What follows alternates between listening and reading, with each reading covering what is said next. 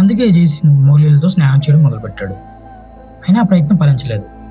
జైసింగ్ మసీదుకి దగ్గరలో చిన్న రామ మందిరాన్ని కట్టించారు. 1778లో జోసెఫ్ అనే వ్యక్తి ఎటువంటి ఆధారాలు ఇవ్వకుండానే బాబ్రీ మసీద్ శ్రీరాముడి జన్మస్థలమని, ఒకప్పుడు అయోధ్యలో కొన్ని వేల రామ మందిరాలు ఉండేవని, 1528లో బాబర్ రామ మందిరాలను కూల్చి మసీదును కట్టించారని 1813లో కొంతమంది హిందువులు కేసు వేశారు.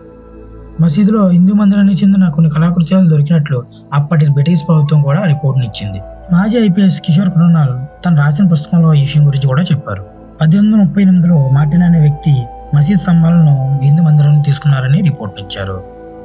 1853లో మసీద్ అలీషా టైంలో ఫస్ట్ టైం అయోధ్యలో పూజలు జరిగాయి. ఆ తర్వాత 1858 వరకు కూడా హిందువులు ముస్లింలు ఒకే దగ్గర నమాజు పూజలు చేసుకునేవారు. హిందువులు మసీదు నుంచి 150 అడుగుల దూరంలో ఒక చిన్న రాముడి వేదిక దగ్గర పూజలు చేయడం మొదలుపెట్టారు. రఘువీర్దాస్ రాముడి వేదిక వద్ద పందిరి వేయడానికి కోర్టులో పిటిషన్ వేశారు.